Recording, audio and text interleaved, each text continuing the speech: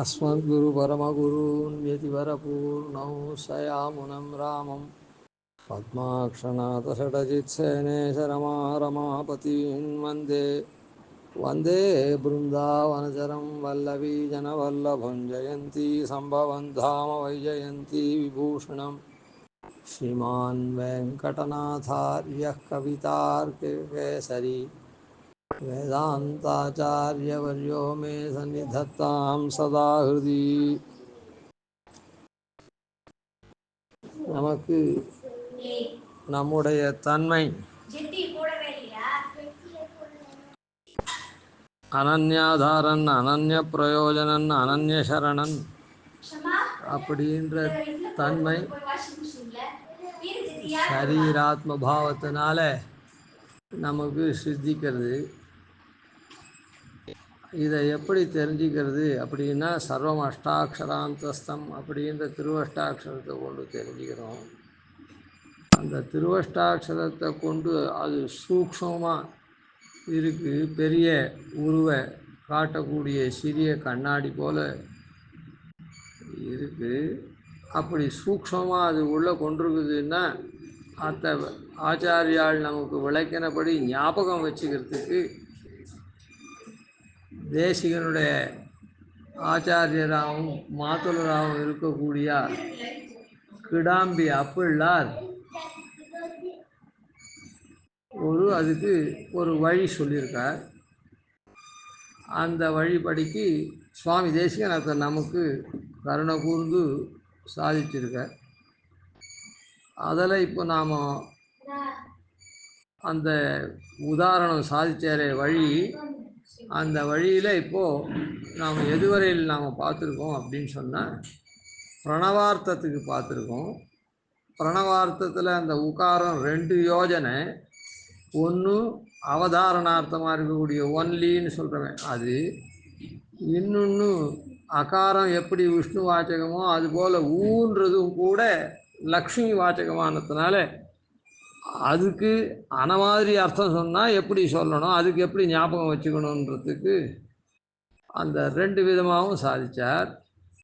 முதல்த்துக்கு கிருஷ்ணனுடைய அர்ஜுனுடைய தேரை சொன்னார். 2வதுக்கு அக்ரதோ பிரயோ ராமஹா அக்ரத பிரயோ ராமஹா அப்படின்னு சொல்லி தண்டகாரண்யத்தில் பெருமாள் முன்னாடி பெருமாளை அனுவர்த்திச்சு இராட்டி இவா 2 பேரையும் பின் சென்று செல்லக்கூடிய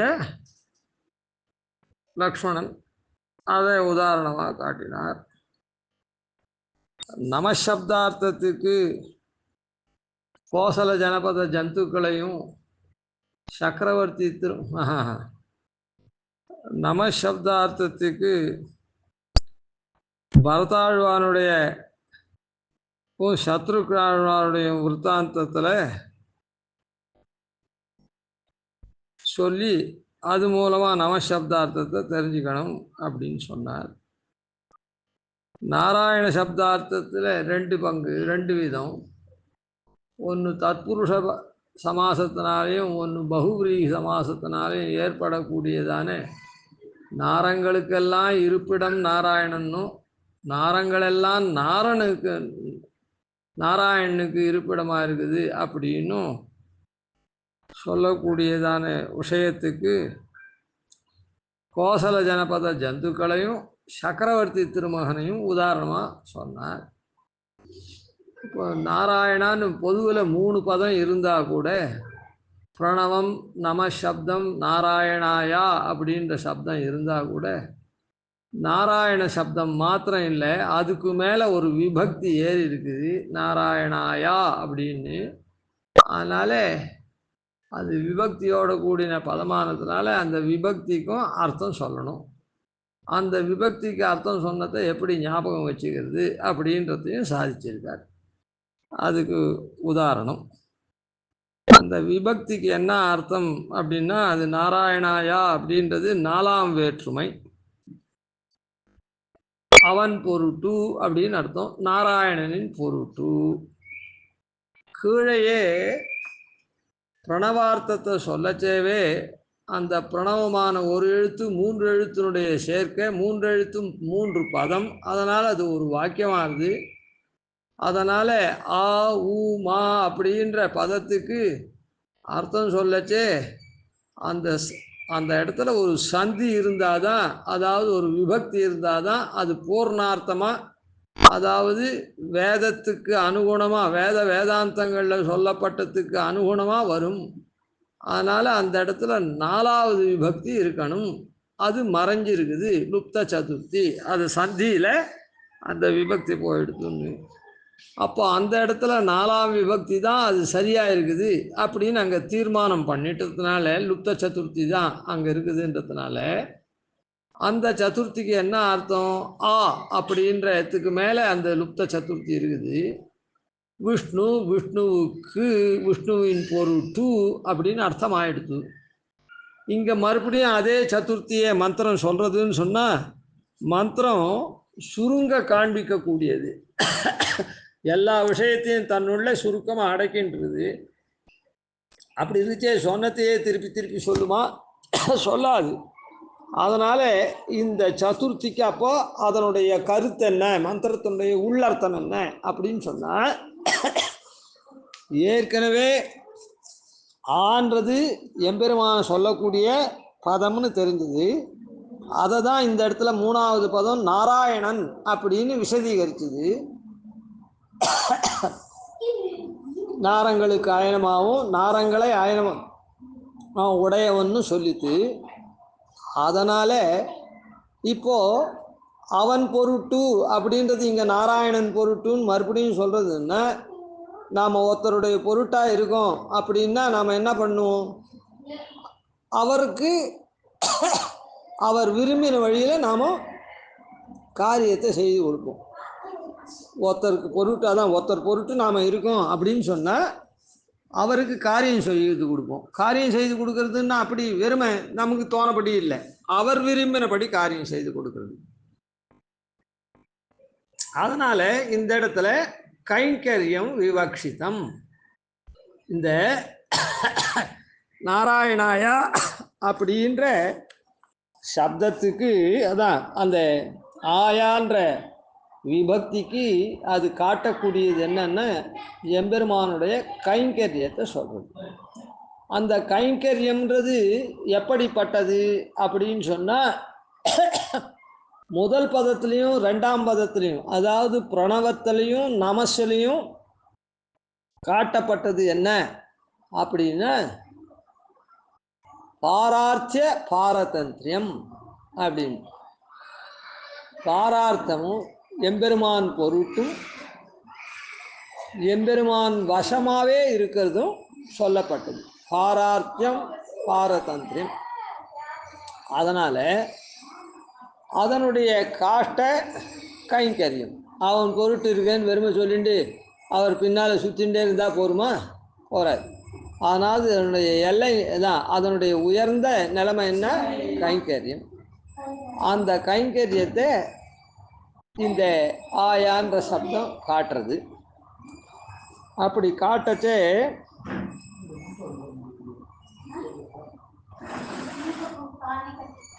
இந்த கைங்கரியம் அப்படின்னு சொல்கிறது எப்படிப்பட்டது அப்படின்னு சொன்னால், பிரவிற்த்தி ரூபமாகவும் இருக்கும், நிவர்த்தி ரூபமாகவும் இருக்கும். பிரவிற்த்தி ரூபம் அப்படின்னு சொன்னால் காரியம் பண்ணுறது, நிவர்த்தி ரூபம் அப்படின்னு சொன்னால் காரியம் பண்ணாத இருக்கிறது. இது ரெண்டும். அதாவது இப்போது என்னன்னா, பிரவிற்த்தி ரூபம்னா அவளுடைய இப்போது லௌகிகத்திலே உத்தரவுப்படி நாம் காரியம் பண்ணுறது, அவளுடைய உத்தரவுப்படி நாம் காரியம் பண்ணுறது. இன்னொரு சமயத்தில் அவள் நீ இந்த காரியமெல்லாம் பண்ணாத அப்படின்னு சொல்கிறான்னு வச்சுப்போம். யாருன்னா இந்த காரியத்தை ஒன்றை பண்ணுன்னு சொன்னால் நீ அந்த அவர் சொல்கிற காரியத்தெல்லாம் பண்ணணும்னு சொன்னால் கூட மொத்தத்தை, ஆனால் இந்த காரியத்தெல்லாம் நீ பண்ணாத அப்படின்னு சொன்னால் அந்த காரியத்தை பண்ணாத இருக்கிறதும் கைங்கரியம்தான். அது நிவர்த்தி ரூபமான கைங்கரியம். அது நிவர்த்தி ரூபமான. சாஸ்திரத்தில் உண்மை பேசு அப்படின்னு சொன்னால் உண்மையை பேசுறது பிரவருத்தி ரூபமான கைங்கரியம். பொய் பேசாதே அப்படின்னு சொன்னால் பொய்யை பேசாத இருக்கிறது அப்படின்னா வாய்மூன்றது காரியம் பண்ணுறது இல்லை. அந்த இடத்துல பொய்ன்றத சொல்லாத இருக்கிறது அது நிவர்த்தி ரூபம். நகலஞ்சயம் பக்ஷயேத் அப்படின்னு சொல்கிறதுன்னா வெங்காயம் உள்ளி பூண்டுலாம் சாப்பிடாதே அப்படின்னு சொன்னால் சாப்பிடாத இருக்கிறது தான். அதாவது சாப்பிட்ற காரியத்தை தவிர்த்து வெறுமை வாளாக இருக்கக்கூடிய வெறுமை இருக்கிறத தான் நிவர்த்தி ரூப தர்மம் அப்படின்னு சொல்லுவோம்.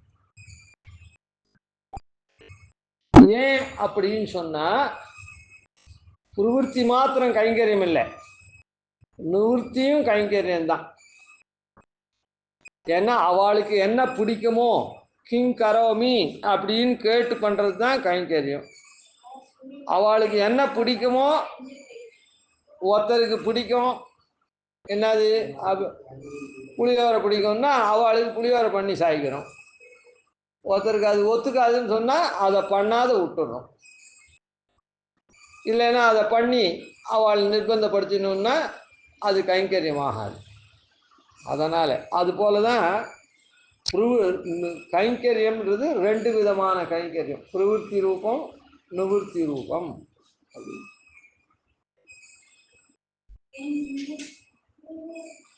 அந்த ரெண்டு விதமான கைங்கரியத்தை இது எப்படி அப்படின்னா அது பகவான் விஷயத்திலையும் சரி, அதனுடைய எல்லையாக இருக்கக்கூடிய பாகவதாள் விஷயத்திலும் சரி.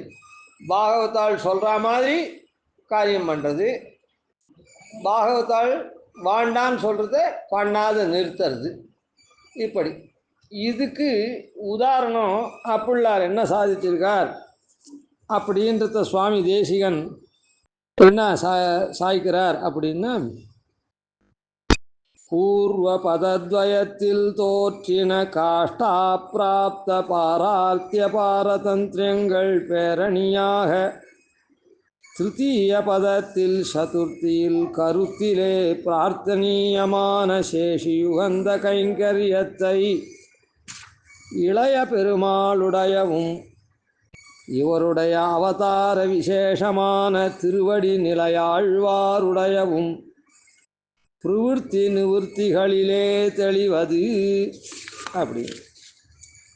அதாவது பூர்வ பதத்வயத்தில் தோற்றின, அதான் பிரணவம் நமஸ் இதுக்கு முன்னே இருக்குதே, இந்த ரெண்டு பதங்களில் காண்பிக்கப்பட்டதான காஷ்டா பிராப்த நமக்கு மிக உயர்ந்ததாயும் நாம் அதை அடைய வேண்டியதாயும் இருக்குதே, அதை அப்படிப்பட்ட பாரார்த்திய பாரதந்திரங்கள் பேரணியாக.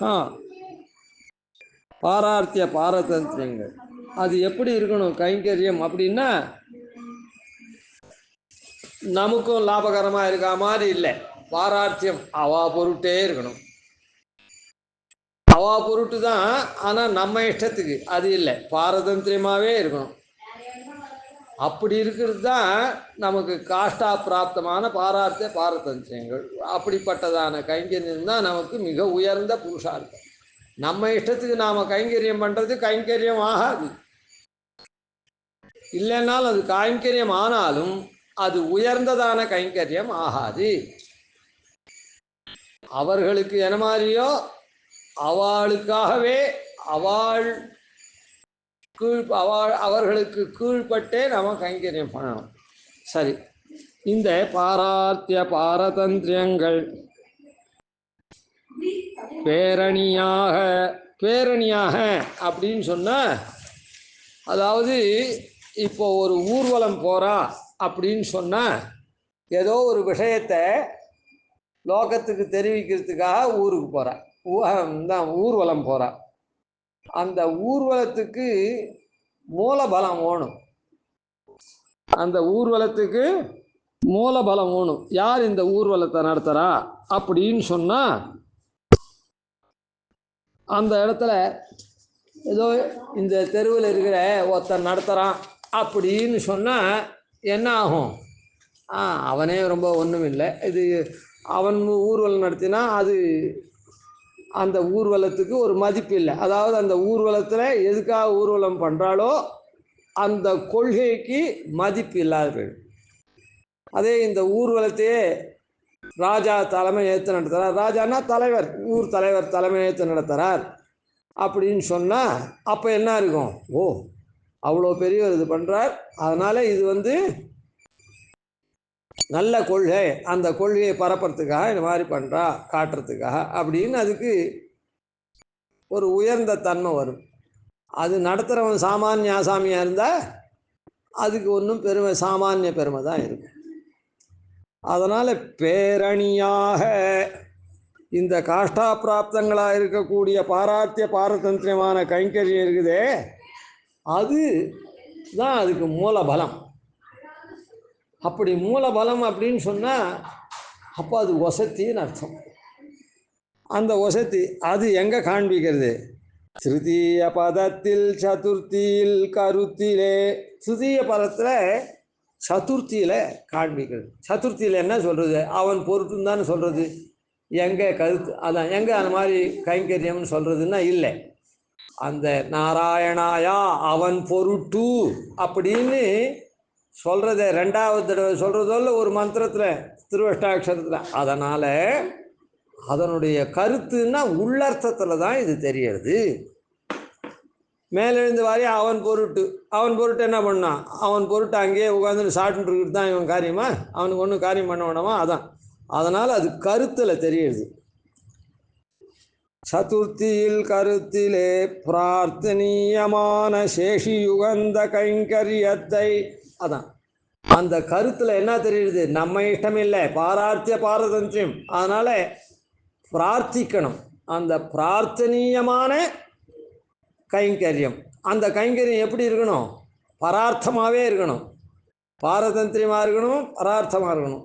அதனால் சேஷி உகந்த கைங்கரியத்தை, சேஷி உகந்த கைங்கரியம் அப்படின்னு சொல்கிறார். அது என்ன பண்ணணும் அப்படின்னா இளைய பெருமாளுடையவும். இளைய பெருமாள்னா லக்ஷ்மணன். பெருமாள்னு சக்கரவர்த்தி திருமகனுக்கு பேர், இவரும் சக்கரவர்த்தி திருமகன் தான். இருந்தாலும் ஒவ்வொரு இடத்துல ஒவ்வொருத்தருக்கும் ஒரு பிரசித்தி. சக்கரவர்த்தி திருமகன்னா ராமனுக்கு திருநாமம், இவருக்கு இளைய பெருமாள், இளைய பெருமாள்னு இவருக்கு பேர். அவர் பெருமாள், இவர் இளைய பெருமாள். இளைய பெருமாளுடையவும். இளைய பெருமாள் யாரு அப்படின்னா லக்ஷ்மணன்றவர் ஆதிசேஷ அவதாரம். அந்த லக்ஷ்மணன் ஆதிசேஷ அவதாரம். அதனால் இப்போ அடுத்தது ஆதிசேஷனுடையவன்னு சொல்லணும். ஆனால் இந்த இடத்துல இந்த கைங்கரியத்துக்கே ஏற்பட்டவன் சேஷன், ஆதிசேஷன். ஏன் அவனுக்கு பேர் அப்படின்னு சொன்னால் சேஷ தன்மையிலேயே எப்பவும் இருக்கக்கூடியவன், ஓச்சல் ஒழிவில்லாத, ஒரு பிரகாரத்தில் இல்லை, பல பிரகாரத்தில், சர்வதேச சர்வகால சர்வாவஸ்த உச்சித்த, எல்லா நிலைமையிலும் சென்னால் குடையாம் இருந்தால் சிங்காசனமாம் அப்படின்ற ரீதியில் நின்னால் மரவடியாம்னு பண்ணக்கூடியவன். அதனால் அந்த ஆதிசேஷனுடைய அவதாரம் லக்ஷ்மணன். அதனால்தான் அகம் சர்வம் கரிஷ்யாமி ஜாகிரத ஸ்வபதச்சதே, நீ தூங்கின்னு இருக்க போதும் மூச்சுன்னு இருக்க போதும் நான் எல்லா சமயம் நான் பண்ணுறேன் கைங்கரியம் அப்படின்னு சொன்னான். ஏன்? ஆதிசேஷ அவதாரத்தினால. ஆதிசேஷன் தான் நிவாச சையாசன பாதுகாம்சக அம்சுகம் உபதானம் எல்லாம் அந்த மாதிரி இருக்காருன்னு சொல்லப்படும். அதனால இந்த இடத்துல என்னன்னா இவருடைய அவதார விசேஷமான திருவடி நிலை ஆழ்வாருடையவும். இவருடைய இந்த இளைய பெருமாளான லக்ஷ்மணனுடைய அவதார விசேஷமாக இருக்கிற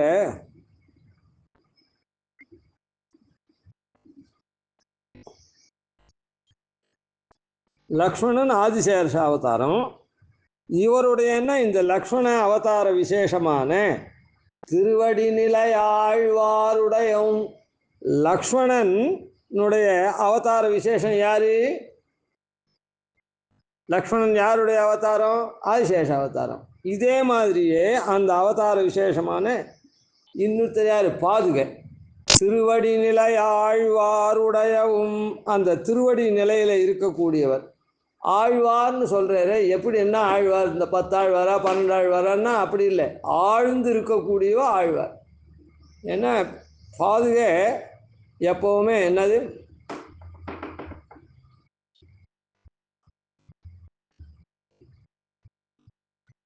பாதுகை எம்பெருமானே எப்போவுமே அதான் சர்வதேச சர்வகால சர்வாவஸ்தோசித்தமான கைங்கரியத்தையும் பாதுகை எப்போவுமே நிழலும் அடித்தாருமானோம்னு சொல்கிறார். பாதுகை எப்போவுமே பெருமாளை விட்டு பிரியாது. அப்படிப்பட்டதான திருவடி நிலை. அதனால் ஆழ்ந்து இருக்கிறதுனால பெருமாள் கைங்கரியத்தில் திருவடி நிலை ஆழ்வார் அப்படின்னு சொன்னார். பிரவருத்தி நிவர்த்திகளிலே தெளிவது. பிரவருத்தின்னா காரியம் பண்ணுறதுல தெரியுது, நிவர்த்தின்னா காரியம் பண்ணாமல் இருக்கிறதுல தெளியணும் அப்படின்னு சொன்னார். இப்போ லக்ஷ்மணன் என்ன பண்ணால் அகம் சர்வம் கரிஷ்யாமின்னு கூடவே வந்து பெருமாளுக்கு இவன் ஒன்றும் காட்டுக்கு வரணும் தள்ள எழுத்தே இல்லை. கைகே இவனை பற்றி ஒன்றும் சொல்லலை, லக்ஷ்மணனும் காட்டுக்கு போனோம் அப்படின்னுட்டு. அதனால் ஆனாலும் பெருமாளுக்கு கைங்கரியத்துக்காகவே இவன் கூட வந்தான். அவள் தாயாரே அனுப்பிச்சு வச்சா, நீ போய் இது பண்ணுன்னு. சரி, அதனால் அவர் அகம் சர்வம் கரிஷ்யாமின்னு சொன்னதுனால பிரவருத்தி தர்மம், பிரவருத்தி கைங்கரியம் பண்ணினார். அதுக்கும் எப்படி எம்பெருமான் வந்து ராமன் சொன்னான், ஜலரமணீயமாகவும் ஸ்தலரமணீயமாகவும் எங்கே இருக்குதோ அங்கே பர்ணசாலை அமைன்னு லக்ஷ்மணனுக்கு உத்தரவிட்டான். ஆனால் இவர் என்ன சொன்னார்னா, ஸ்வயந்து ருச்சிரே தேசே கிரியதாம் இது மாம் வதா. உனக்கு எந்த இடத்துல பிடிச்சிருக்குதோ அந்த இடத்துல டேய் நீ இந்த இடத்துல பர்ணசாலை கட்டுன்னு சொல்லு அப்படின்னு சொன்னார். அதனால் அந்த சேஷி உகந்த கைங்கரியத்தை பண்ணுறது இருக்குதே அதை காண்பிச்சார். யார்? லக்ஷ்மணனுடைய விருத்தாந்தத்தில். நிவர்த்தியாகவும் இருக்கணும்னு சொல்லிருக்கோ இல்லை, பிரவருத்தி நிவர்த்தின்னு 2 விதமான கைங்கரியம்னு சொல்லிருக்கோ இல்லை, அதுக்கு யார் அப்படின்னு சொன்னால் அந்த திருவடி நிலை ஆழ்வார் தான் நிவர்த்தி. என்ன பண்ணார்? பெருமாளுக்கு பாதுகையாக வந்திருந்தார். ஆனால் பெருமாள் என்ன பண்ணார்? போகிறோம், பரதனுக்கு நான் உன்னை கொடுத்துட்றேன், நீ அங்கே போய் இரு, எனக்கு கைங்கரியம் இப்போ பண்ண வேண்டாம் அப்படின்ற திருவடி அபிப்பிராயத்தில் இது பண்ணிட்டார். எப்போவுமே பாதுகை என்ன எப்போவுமே இருக்கக்கூடியதான பாதுகை ஒரு கைங்கரியம் பெருமாளை அப்படியே விட்டுட்டு அது பாட்டுக்க நந்தி கிராமத்தில் போய் பரதனோட கூட அப்படியே எழுதியிருந்தார். அப்போ என்ன, பெருமாளுக்கு ஒரு கைங்கரியமும் பண்ணலை. பெருமாள் சொன்னபடி அங்கே போயிருந்தார் பெருமாளுடைய. அப்போ அங்கே என்ன காரியம்? நந்தி கிராமத்தில் பெருமாள் எங்கேனா போனேரா, கொடையாச்சா இல்லை பாதுகை ஆச்சா? ஒன்றும் கிடையாது. பாதுகை அப்படியே சிம்மாசனத்தில் எழுதியிருந்தார். நிவர்த்தி பெருமாள்னா நீ பரதனோட போயிருக்க வேண்டியது, பரதன் அரசாட்சி பண்ணுவான் உம்மை சேவிச்சுட்டு உம்மை கீழே அப்படின்னா சரின்னு அப்படியே போய் அங்கே கைங்கரியத்தை விட்டு அந்த சிம்மாசனத்தில் எழுதியிருந்தார். அதான் அந்த மாதிரியான இதை பண்ணணும். அதுதான் பிரவருத்தி. திருவடி இளைய பெருமாளுடையும் இவருடைய அவதார விசேஷமான திருவடி நிலை ஆழ்வாருடையும் பிரவருத்தி நிவர்த்திகளிலே தெளிவது. இது திருமந்திர அர்த்தானுசந்தானத்துக்கு குறிப்பாக அப்புள்ளார் அருளி செய்த பிறகு இது இதே போலேயே துவயத்துக்கும் சர்ம ஸ்லோகத்துக்கும் பார்த்துக்கொள்ள வேண்டியது அப்படின்னு சாய்த்திருக்கேன். சரி, அதனால் இப்போ திருமந்திரத்துக்கு இல்லை சொன்னேன், நாம் தெரிய வேண்டிய அர்த்தங்கள்லாம் ஓரளவு தெரிஞ்சுட்டு அதை ஞாபகம் வச்சுக்கிறதுக்கு அப்புள்ளாருடைய விரகா சொன்ன உதாரணங்களை ஞாபகம் வச்சுக்கணும். இந்த இடத்துல பிரவருத்தி நிவர்த்திகளிலே தெளிவது அப்படின்னு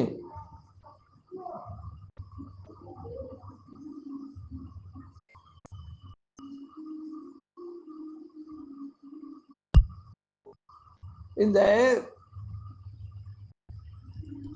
இதில் தெளியறது என்னன்னா, பிரவருத்தியை காட்டிலும் நிவர்த்தியும் அவ்வளோ விசேஷம் அப்படின்றத தெரிஞ்சுக்கணும். பெரியவாள் சொல்கிற காரியத்தை எல்லோரும் பண்ணுவா, லே நீ ரொம்ப நன்னா பண்ணிட்டியே, இவ்வளோ சீக்கிரம் பண்ணிட்டியே அப்படின்னு. நான் இவ்வளோ நன்னா பண்ணுவேன்னு நான் எதிர்பார்க்கல, ஏதோ கொஞ்சம் பண்ணால் போரும் தான் நான் நினச்சிட்டு சொன்னேன். ஆனால் நீ ரொம்ப நன்னா பண்ணிட்டு வந்திருக்க, நான் எதிர்பார்த்ததுக்கு மேலே ரொம்ப சீக்கிரமாகவும் பண்ணி வந்திருக்க அப்படின்னு கொண்டாடும்படியாக நாம் பிரவருத்தி காரியத்தை பண்ணிவிடுவோம். பிரவருத்தி தர்மத்தை பெரியோர்கள் இட்ட வழக்கா.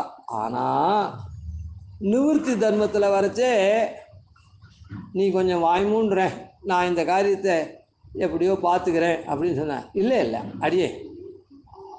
அடியனுக்கு தான் அடியன் தான் பண்ணணும், சுவாமி நியமிக்கணும் அப்படின்னு அவர் சொன்னபடி வாய்மூண்டு இல்லாமல் நாம் என்ன பண்ணுவோம், நம்முடைய அதிக பிரசங்கத்தை கொஞ்சம் காண்பிப்போம். பிரவருத்தியில் வரைச்சே அதுக்கு காரியத்தை பண்ணினா பேர் வருதுன்னு அப்படி நாம் நினச்சிட்டு இருக்கோம்.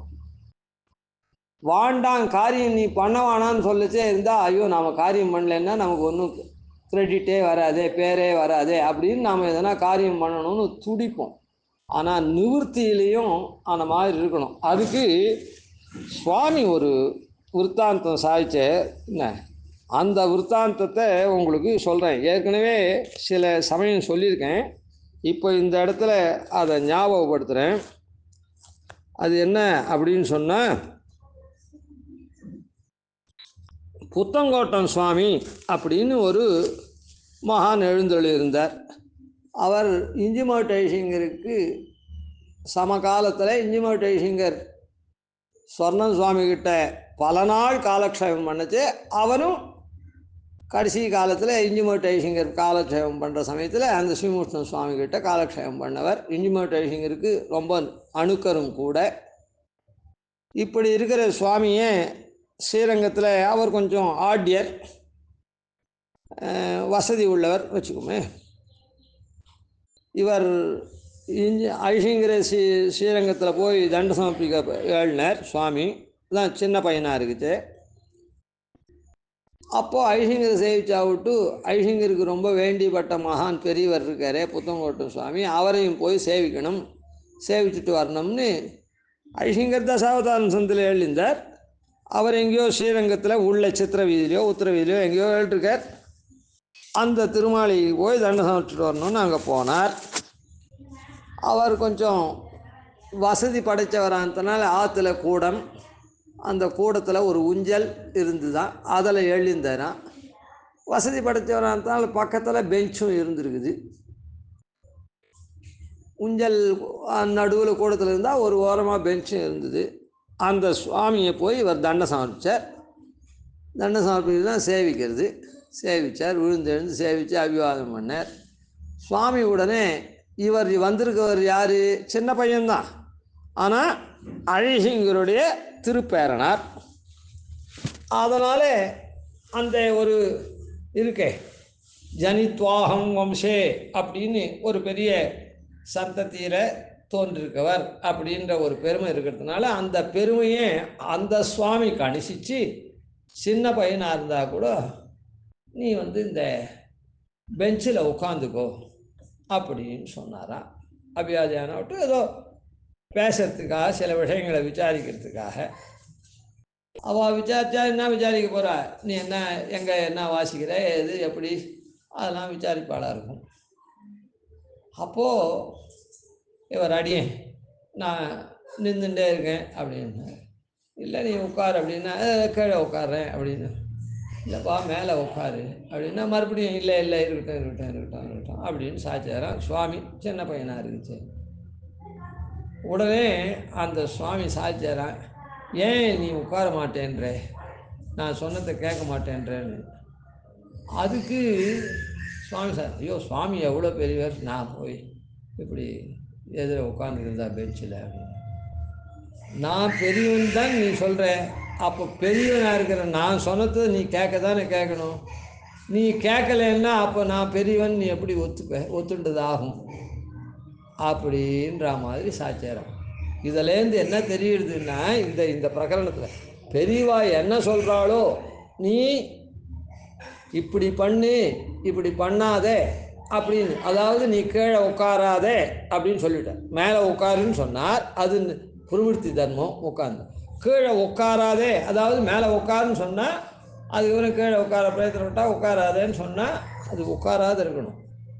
மேலே உட்காருறது சரியா தப்பா, அதையோ பெரியவர் எதிர்க்க உட்கார அதெல்லாம் இல்லை. அதான் அது ஒரு விதமான நிவர்த்தி, கீழே உட்காராதேன்னு சொன்னது நிவர்த்தி தர்மத்தில் சேர்ந்தது. அதுபடி தான் நடக்கணும். அதில் நம்முடைய சோத்தியத்தெல்லாம் பண்ணக்கூடாது. சுவாமி சொல்லணும்னு அவசியம் இல்லை. ஏன்னா இது சுவாமிக்கு ஒரு சாதாரணமாக பெருமை இல்லை. அந்த சுவாமி சொன்னார், நான் மீறிட்டேன், அப்புறம் அந்த சுவாமி திருத்தினார், நான் போய் மேலேயே உட்காந்தேன் அப்படின்னு சொல்லணுன்றது அவசியம் இல்லை. சாதாரணமாக நமக்கு ஏற்பட்ட தாழ்ச்சியை வெளியில் சொல்லக்கூடாதுன்னு சாஸ்திரம் கூட இருக்குது. யாரும் லோகத்தில் சொல்லக்கூட மாட்டா.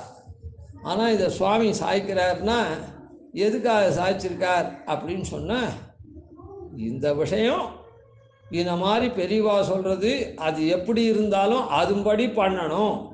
அதான் அது பிரவருத்தியாக இருந்தாலும் சரி, இல்லை நிவர்த்தியாக இருந்தாலும் சரி, எப்படி இருந்தாலும் பண்ணணுன்ற சாஸ்திரார்த்தத்தை காண்பிக்கிறதுக்கு தன்னுடைய விற்த்தாந்தத்தையே சொல்லியிருக்கார். அதனால தான் உங்களுக்கும் அதை சொன்னேன். அதனால் பிரவருத்தி தர்மம் பண்ணிடுறது பெருசு இல்லை, நிவர்த்தி தர்மம் பண்ணுறது தான் ரொம்ப கஷ்டம். அதாவது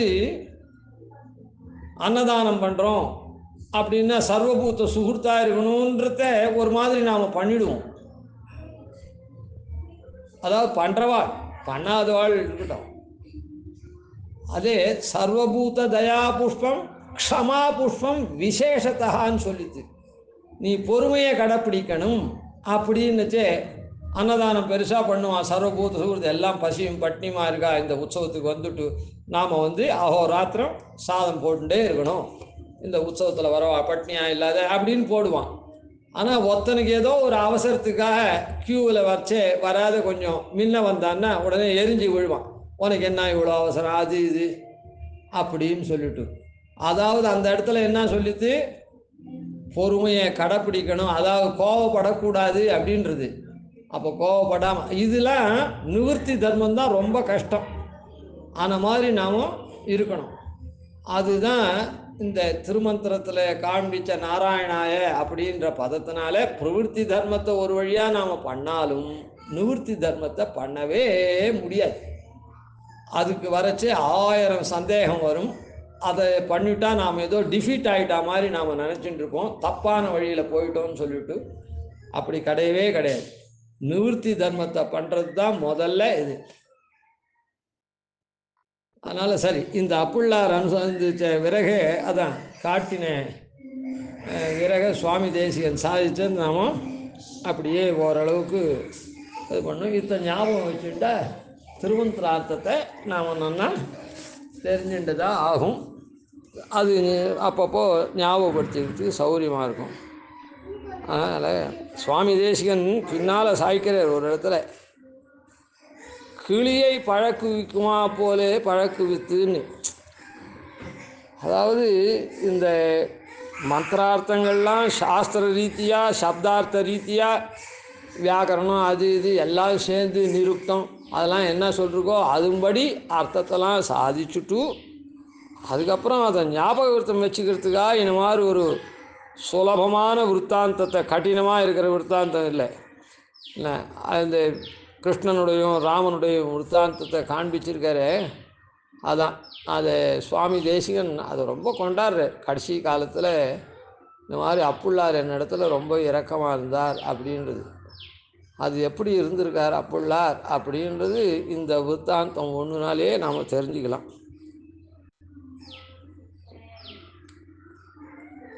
அதனால் இதை தெரிஞ்சுண்டு அந்த மந்திரானுசந்தானத்தை பண்ணி அதுக்கப்புறம் அதுபடியும் நடக்கணும். அதுதான் பிரயோஜனம். கவிதார்க்கிக சிம்ஹாய கல்யாண குணசாலினே ஸ்ரீமதே வெங்கடேஷாய வேதாந்த குரவே நமः. ஆதிவன்ஷடகோபாதீன் யதிவர்யான் பஜே நிஷம் ஸ்ரீரங்கபூர்வஷடஜித்யதீశాனபதாஸ்ரயம் ஸ்ரீவத்சவம் சதிலகம் வந்தே ஸ்ரீகிருஷ்ணதேசிகம்.